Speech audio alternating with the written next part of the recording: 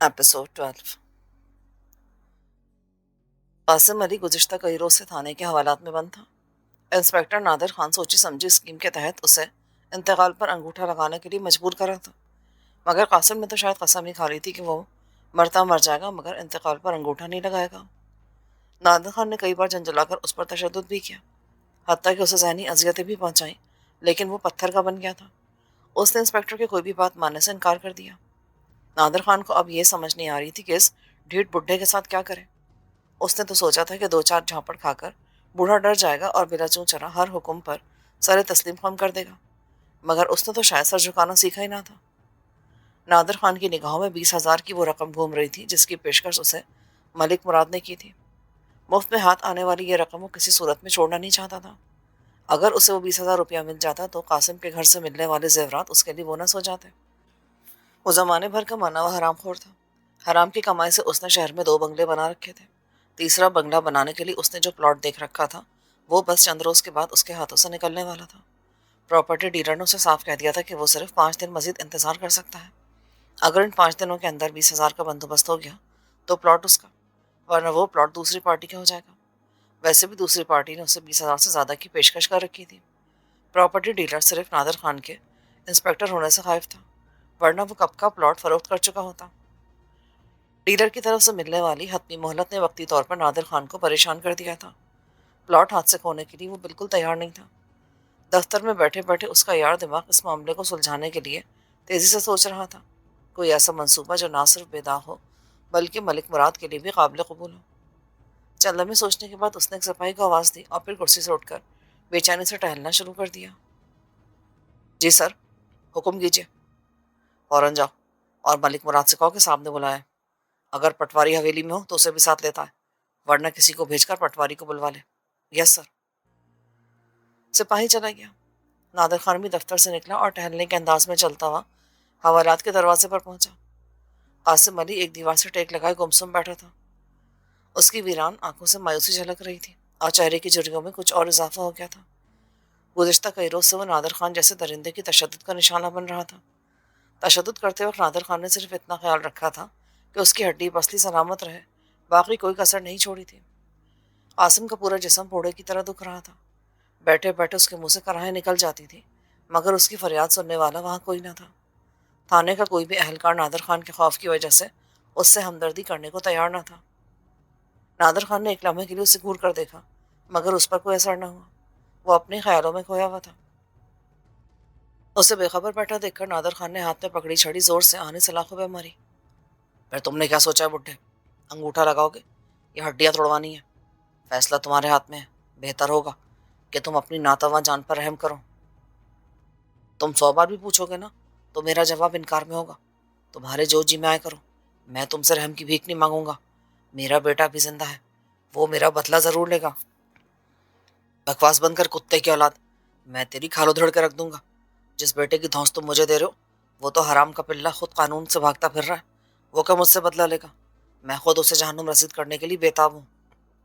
तो मैं दुआ करूंगा कि तुम्हारा और उसका सामना जल्द हो जाए ताकि तुम्हारी ये बेताबी दूर हो जाए। मुझे तेरा चैलेंज कबूल है बुड्ढे, मैं तेरी ये ख्वाहिश जरूर पूरी करूंगा, लेकिन फिलहाल तू अपनी खैर मना। अगर तूने इंतकाल पर अंगूठा ना लगाया ना तो जानते हो आज क्या होगा? क्या होगा? मैंने सुना है कि तुम्हारी बेटी पर जवानी टूट कर आई है। गांव के कई दिल जले उसे देखकर ठंडी आहें भरते हैं। इसलिए जब मैंने तुम्हें गिरफ्तार किया था ना तो शाम का अंधेरा फैलने वाला था और मैं तुम्हारी बेटी को ठीक तरह से देख नहीं सका था। मगर अब लोगों से उसके हुस्न के चर्चे सुन सुनकर मैं बेताब हो गया हूँ। मैंने फैसला किया है कि मैं आज रात तुम्हारी बेटी के साथ जश्न मनाऊंगा। नादिर खान का जवाब सुनकर पहली बार उसे ऐसा लगा कि सकीना की जान और इज्जत खतरे में है। नादिर खान जैसे भेड़िया से कुछ भी बैद नहीं था। वो सकीना को आसानी से उठाकर थाने ला सकता था। उसके जिस्म पर कानून की वर्दी थी, उसे रोकने की जरूरत कोई भी नहीं कर सकता था। क्या सोच रहे हो बड़े मियाँ? सिर्फ एक अंगूठा लगाने से तुम्हारी बेटी की इज्जत बच सकती है। अभी 1 घंटे बाद मलिक और पटवारी आ जाएंगे। अच्छी तरह सोच लो, तुम्हारे पास 1 घंटे की मोहलत है। नादिर खान चला गया। सुअर की औलाद, कुत्ता, कमीना। उसके जाने के बाद कासिम ने खुद कलामी के अंदाज में अपने दिल की भड़ास निकाली। नादिर खान वापस दफ्तर पहुंचा तो वहां हाकिम अली उसका मुंतजर था اسے دیکھ کر نادر خان کی تیوریوں پر بل پڑ گئے۔ اسے اپنا منصوبہ خاک میں ملتا نظر آیا۔ عین موقع پر اسے حاکم کی آمد سخت ناگوار گزری تھی۔ وہ جان گیا تھا کہ حاکم علی بھائی سے ملاقات کرنے کے لیے آئے ہیں۔ وہ نہیں چاہتا تھا کہ وہ بھائی سے ملاقات کرے اور اس کی سازش ابتدائی مرحلے میں ہی ناکام ہو جائے۔ کیوں آئے ہو یہاں؟ یہ تھانہ ہے، کوئی گاؤں کا چوپال نہیں کہ جب جی چاہا منہ اٹھا کے چلے آئے۔ تھانے دار جی، میں بھائی صاحب سے ملنے آیا ہوں، مہربانی کر کے مجھے اس سے ملنے دیں۔ دراصل اس کی بیوی سخت بیمار ہے۔ وہ بیوی بیمار ہے تو کسی ڈاکٹر حکیم کے پاس لے کر جاؤ اسے، یہاں کیا لینے آئے ہو؟ اٹھو، دفع ہو جاؤ۔ کچھ خدا کا خوف کرے تھانے دار صاحب، ایک تو تم نے اسے بے گناہ پکڑ کر بند کر لیا ہے اور اب ملنے پر بھی پابندی لگا رہے ہو۔ بکواس مت کرو، وہ پکا وعدہ دیا ہے، اپنے قاتل اور مفرور بیٹے کے ساتھ مل کر ڈکیتیاں ڈالتا ہے۔ میں نے اسے ثبوتوں کے ساتھ گرفتار کیا ہے۔ اگر وہ مجرم ہے تو پھر اسے عدالت میں پیش کیوں نہیں کرتے؟ آج 10 دن ہوگا اسے حوالات میں بند کیے ہوئے۔ تم تم مجھے قانون سکھاؤ گے؟ انسپکٹر نادر خان کو، جس کا نام سن کر بڑے بڑوں کا پیشاب کھاتا ہوتا ہے۔ اتنا کہہ کر وہ غصے سے پھنکارتا ہوا اس کی طرف بڑھا۔ عین اسی وقت ملک نے دفتر کے اندر قدم رکھا اور نادر کے بڑھتے ہوئے قدم رک گئے۔ کیا بات ہے نادر خان؟ کیا اس بیچارے نے جو تم غصے میں اتنا اونچا بول رہے ہو؟ ملک صاحب، تھانے دار صاحب میرے ساتھ زیادتی کر رہے ہیں۔ میں یہاں بھائی صاحب سے ملنے کے لیے آیا ہوں پر یہ اجازت نہیں دے رہے۔ کیوں نادر خان؟ یہاں کے ملک کیا کہہ رہے ہیں؟ بھائی تم مسز کے بھائی سے کیوں نہیں ملنے دے رہے ہو؟ ملاقات کرنا تو ملزم کے رشتہ داروں کا قانونی حق ہے۔ ملک صاحب، اب میں تمہیں کیسے سمجھاؤں کہ بس رہنے دو۔ مالک نے ہاتھ اٹھا کر اسے ٹوکا اور پھر حاکم علی سے بولا، جاؤ اور اپنے بھائی سے ملاقات کر لو، لیکن زیادہ دیر نہ لگانا۔ دیکھ رہے ہو نا، انسپکٹر صاحب کا پارا چڑھا ہوا ہے۔ یہ کیا کر رہے ہو ملک صاحب؟ آخر قانون بھی کوئی چیز ہے۔ یوں ہر روز مجرم کے رشتے دار ملنے کے لیے آتے رہے نا تو پھر اس تھانے میں میری بات کون مانے گا؟ نادر خان عجیب کشمکش کا شکار ہو گیا تھا۔ حاکم علی کے سامنے وہ ملک مراد کو کسی بھی طرح روک نہیں سکتا تھا۔ اس نے چند غیر محسوس اشارے بھی کیے مگر ملک حاکم علی کی طرف متوجہ تھا۔ تمہاری اوقات تو کچھ نہیں ہوگا یار، تم معمولی سی بات کا بتنگڑ بنا رہے ہو۔ یہ معمولی سی بات نہیں ہے، میں تمہیں کیسے سمجھاؤں؟ تم اپنے پیروں پر کلاڑی مار رہے ہو۔ تم صاف صاف بتا کیوں نہیں دیتے مجھے؟ کیوں پہلیاں بجھوا رہے ہو؟ ملک کو بھی غصہ آ گیا۔ ان دونوں کو ایک دوسرے سے الجھتے دیکھ کر حاکم علی چپکے سے وہاں سے نکلا اور تیزی سے حوالات کی طرف روانہ ہو گیا۔ حوالات کے سامنے ایک سنتری بادشاہ نے اسے روکنے کی کوشش کی تو وہ چالاکی سے میں اجازت لے چکا ہوں کہہ کر آگے بڑھ گیا۔ سنتری بادشاہ دوبارہ ایک بینچ پر بیٹھ کر اگنے لگا۔ حاکم علی کو اپنے سامنے دیکھ کر قاسم فوراً اٹھا اور سلاخیں تھام کر بولا، تم بڑے اچھے موقع پر آئے ہو۔ تھوڑی دیر پہلے میں تم سے ملنے کی دعائیں مانگ رہا تھا۔ کیوں؟ کیا بات ہے؟ تھانے دار نے آپ کو دوبارہ تو نہیں، یہ بات نہیں، دراصل تھانے دار کمینگی پر اتر آیا ہے۔ اتنا کہہ کر اس نے حوالات سے باہر دائیں بائیں ایک محتاط سی نگاہ ڈالی اور پھر بولا، حاکم علی، یہ تھانے دار بہت حرامی قسم کا بندہ ہے۔ زبردستی انتقال پر انگوٹھا لگوانے کے لیے اس نے مجھے کیسے دھمکی دی ہے کہ بتاتے ہوئے زبان میرا ساتھ نہیں دیتی۔ جی چاہتا ہے کہ زمین پھٹے اور میں اس میں سما جاؤں۔ بھائی صاحب، میں بڑی مشکل سے بچ بچا کر آپ تک پہنچا ہوں۔ ابھی تھانے دار میرے پیچھے آنے والا ہوگا۔ آپ کو جو کہنا ہے جلدی جلدی کہہ لیں، میرے پاس وقت بہت کم ہے۔ ہاں، وقت تو واقعی کم ہے۔ تم ایسا کرو کہ سکینہ کو فوراً فتح پور سے کہیں دور لے جاؤ جہاں یہ کمینہ تھانے دار نہ پہنچ سکے۔ وہ بھی کچھ دیر پہلے مجھے دھمکی دے چکا ہے۔ سکینہ کی عزت و جان خطرے میں ہے۔ جلدی کرو، کہیں ایسا نہ ہو کہ وہ تم سے پہلے وہاں پہنچ جائیں۔ اس پاپی نے مجھے 1 گھنٹے کی مہلت دی ہے۔ تھانے دار کی ایسی کی تیسی کوئی جنگل کا قانون ہے؟ میں اسے مار ڈالوں گا۔ حرام زادہ خود کو سمجھتا ہے کیا؟ میں بھی اسے دیکھ لیتا ہوں۔ بے وقوف مت بنو، جو میں نے کہا ہے وہ کرو۔ تم نے اگر یہاں کو گڑبڑ کی نا تو وہ تمہیں بھی کوئی الزام لگا کر بند کر دے گا۔ بھائی صاحب، بزدلی کی باتیں مت، یہ بزدلی نہیں ہے احمق، وقت کا تقاضا ہے۔ سمجھنے کی کوشش کرو، ابھی بازی تھانے دار اور ملک کے ہاتھ میں ہے، ہم ان کا کچھ نہیں بگاڑ سکتے۔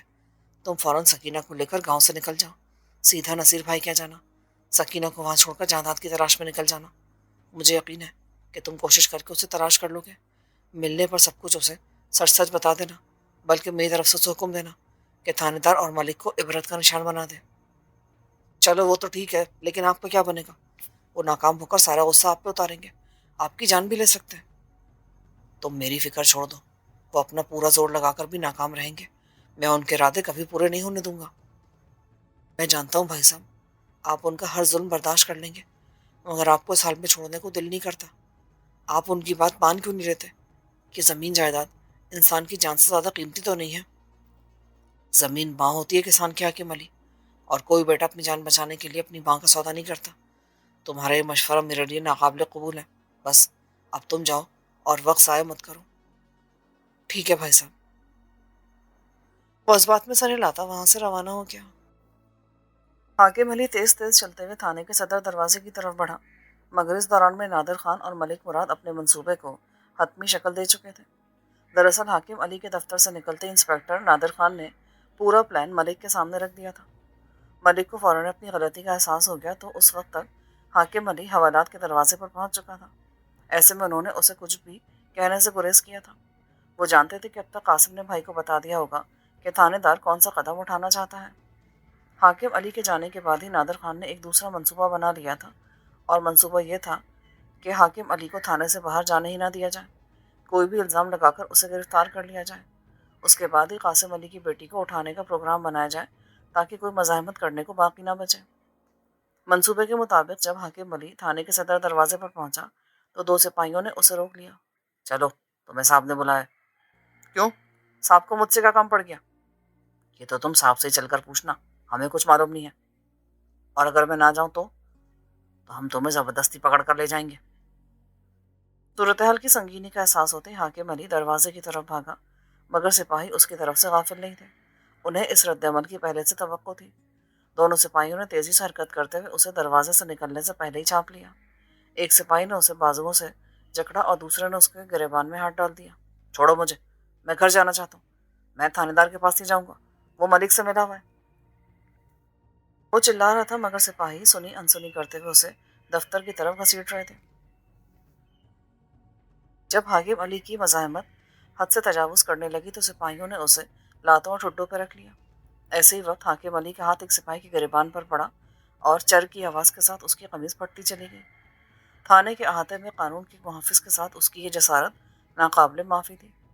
دفتر میں بیٹھے ہوئے نادر خان نے کھڑکی سے جب یہ سارا نظارہ دیکھا تو اس کے تن بدن میں آگ لگ گئی۔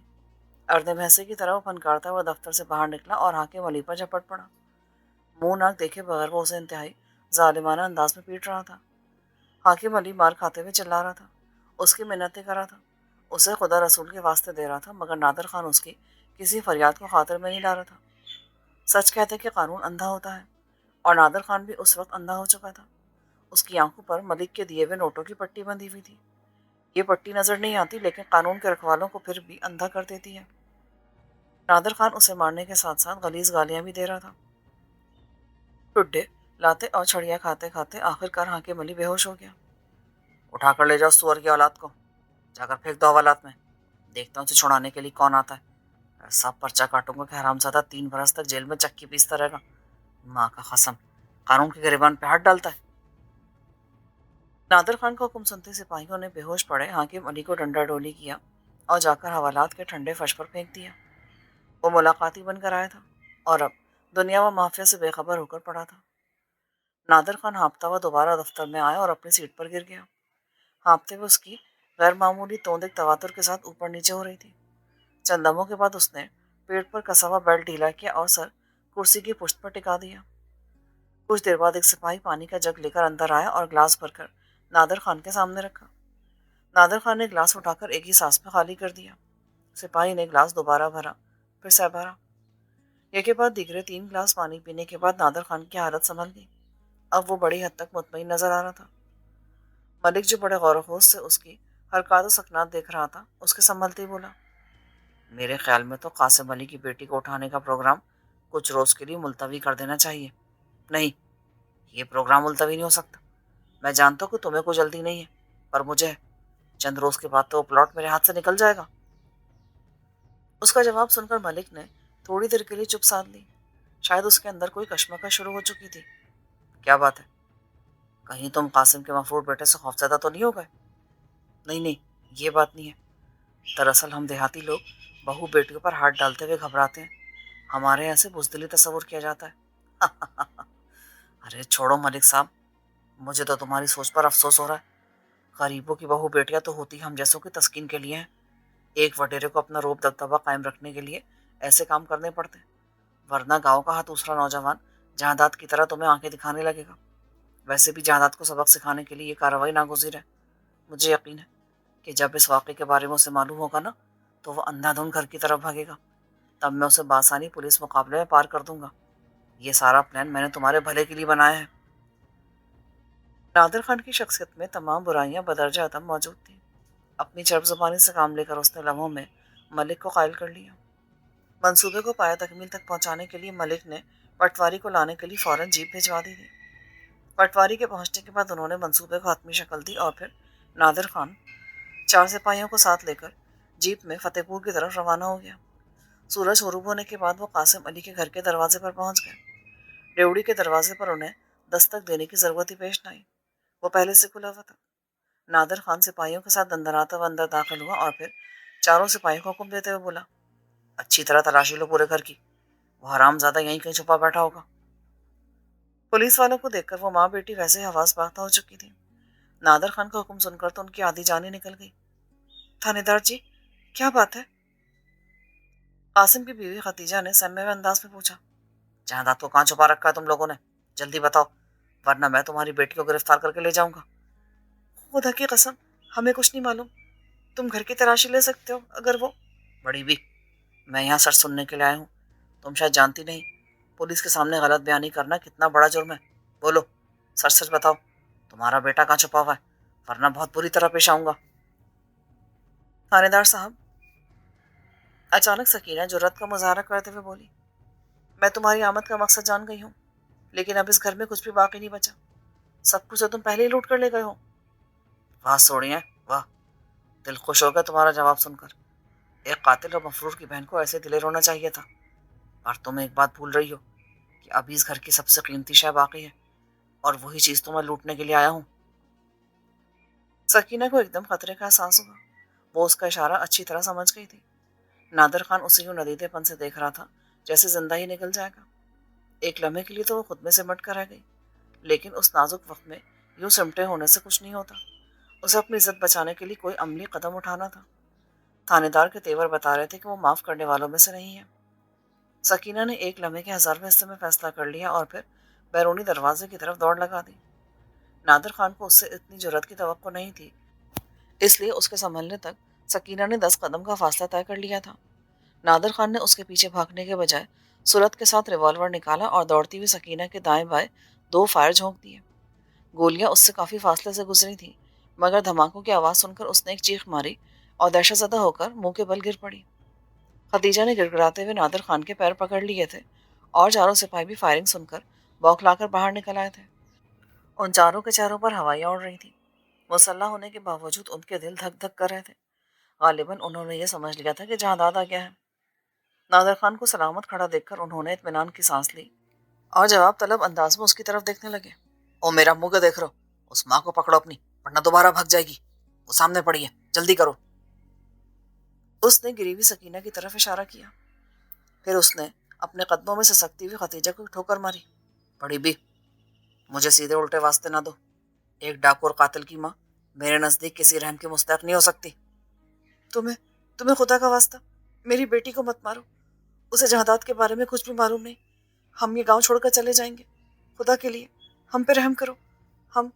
ہم بہت غریب اور چھوٹے لوگ ہیں. او غریب اور چھوٹے لوگ تیرے بیٹے کی طرح قتل کرتے نہیں پھرتے. وہ ملک اور وڈیروں سے دشمنیاں نہیں پالتے, بلکہ ان کے ڈھور ڈنگر چراتے ہیں, ان کی زمینیں کاشت کرتے ہیں, ان کی مٹھی چاپی کرتے ہیں.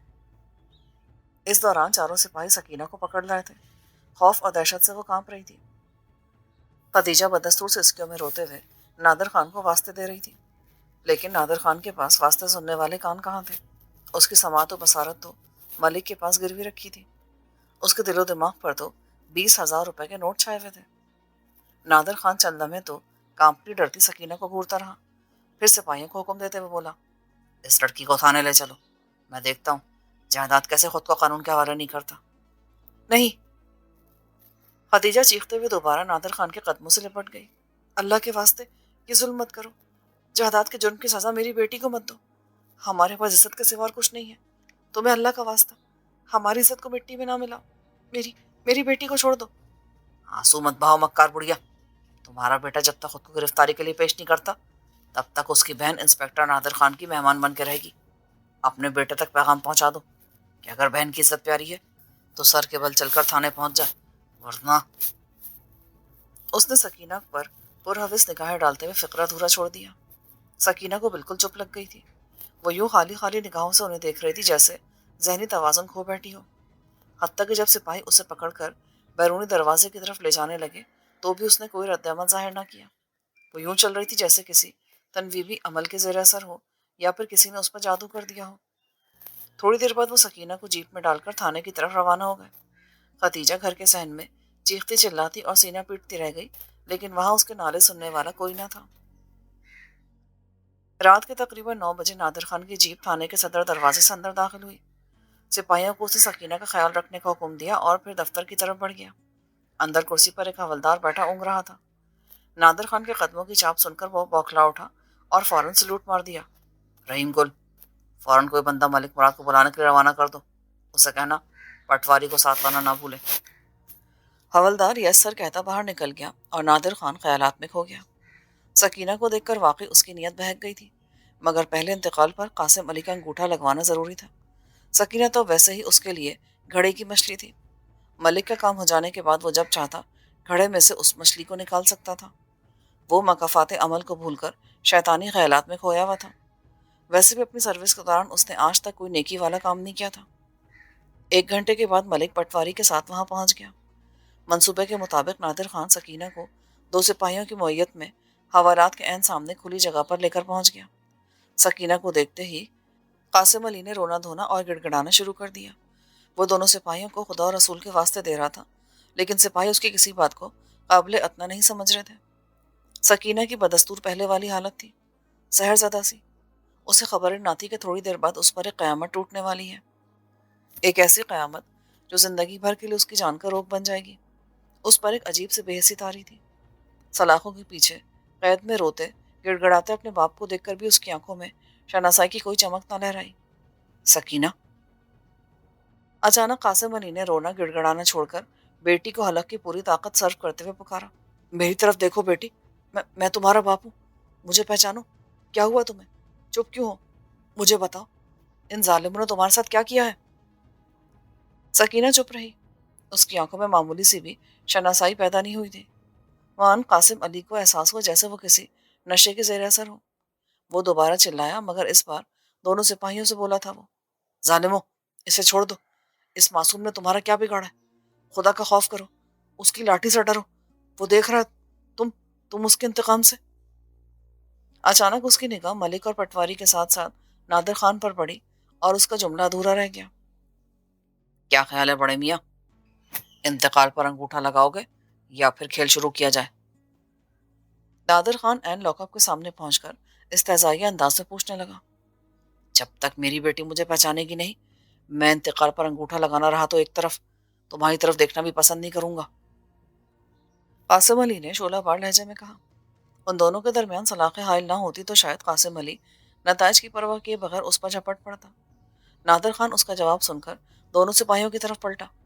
اور کیا کیا تم لوگوں نے اس کی ماں کے ساتھ؟ وہ کوئی نشہ مشہ تو نہیں پلا دیا اسے؟ یہ اپنے باپ کو پہچانتی کیوں نہیں؟ نہیں سر، ہم نے تو اسے ہاتھ تک نہیں لگایا، یہ پہلے سے یوں ہی کھوئی کھوئی اور گمسم سی ہے، ابھی تک زبان سے ایک لفظ نہیں نکالا، لگتا ہے گونگی ہو گئی ہے۔ گونگی؟ ابھی جب اس کے تن پر کپڑے کی دھجی نہیں رہے گی نا تو اپنا باپ تو رہا ایک طرف، یہ ہمیں بھی ابا کہنے پہ مجبور ہو جائے گی۔ اتنا کہہ کر اس نے جھٹکے سے سکینہ کے کندھے سے قمیض پھاڑ ڈالی، مگر وہ ٹس سے مس نہ ہوئی۔ نہ اس نے خود میں سمٹنے کی کوشش کی اور نہ چیخنے چلانے کی۔ تاہم سلاخیں ہاتھ میں تھامے قاسم علی پوری قوت سے چلا رہا تھا۔ وہ اونچی آواز میں نادر خان کو واسطے دے رہا تھا، رو رہا تھا، گڑ گڑا رہا تھا، لیکن نادر خان نے اس کی طرف دیکھنا بھی گوارا نہ کیا۔ سکینہ کا ایک بازو ننگا کرنے کے بعد نادر خان نے غور سے اس کے چہرے کے تاثرات دیکھے۔ اس کے چہرے پر خوف یا دہشت کا ہلکا سا شائبہ تک نہ تھا۔ وہ خالی خالی آنکھوں سے بالکل ناک کی سیدھ میں دیکھ رہی تھی۔ نادر خان کے لیے اس کی کیفیت واقعی چونکا دینے والی تھی۔ ایک لمحے کے لیے اس کے چہرے پر پریشانی کے تاثرات ابھرے، لیکن جلدی اس نے اپنی کیفیت پر قابو پاتے ہوئے سکینہ کا دوسرا بازو بھی کندھے سے اوریا کر دیا۔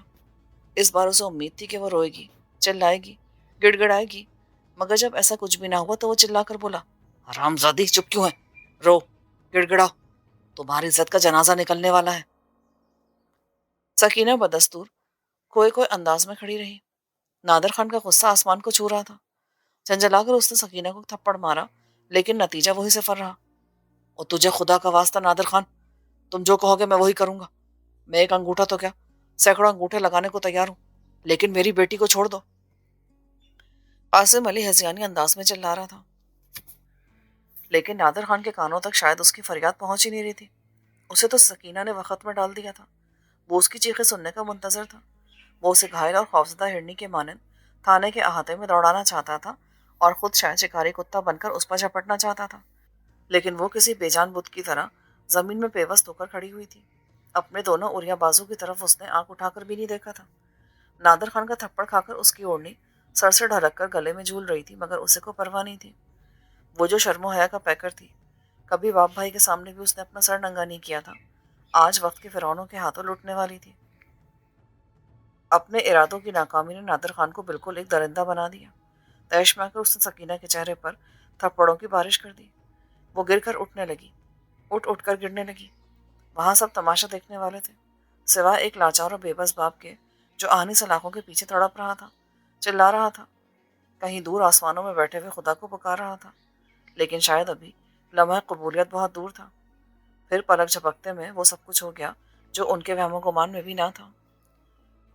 ادھر نادر خان کا گستاخ ہاتھ سکینہ کے گریبان کی طرف بڑھا، ادھر قاسم علی نے وحشیانہ انداز میں دوڑ کر اپنا سر آہنی سلاخوں سے ٹکرا دیا. سلاخوں کا تو کچھ نہ بگڑا، مگر اس کا کاسا سر ضرور ٹوٹ گیا.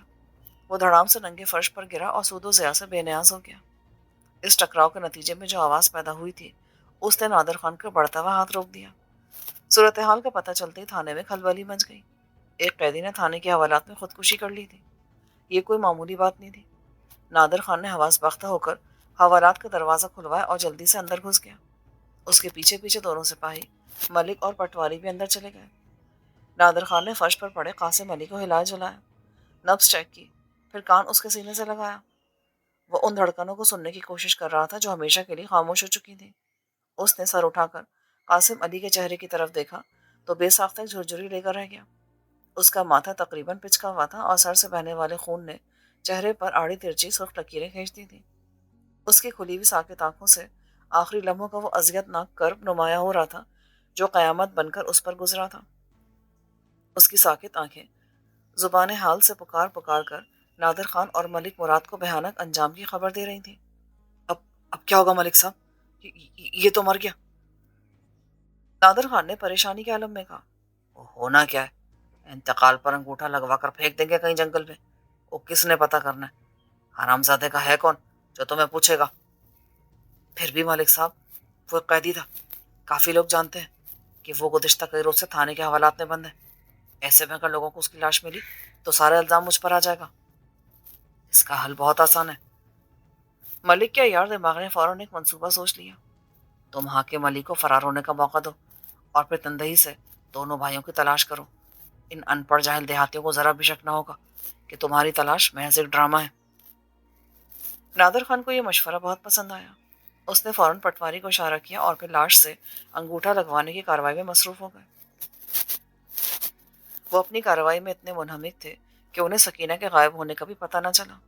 سکینہ کب کی تھانے کی عمارت سے نکل کر کسی انجانی منزل کی طرف روانہ ہو چکی تھی. انتقال پر انگوٹھے لگوانے کے بعد جب وہ باہر نکلے تب انہیں پتہ چلا کہ سکینہ وہاں نہیں ہے. وہ لڑکی کہاں گئی، ڈھونڈو اسے، جلدی کرو. وہ چشمدید گواہ ہے، اس کا زندہ رہنا ہمارے لیے خطرناک ثابت ہو سکتا ہے. نادر خان دونوں سپاہیوں پر چڑھ دوڑا. سپاہی اس کا حکم سنتے ہی دوڑتے ہوئے تھانے سے باہر نکل گئے.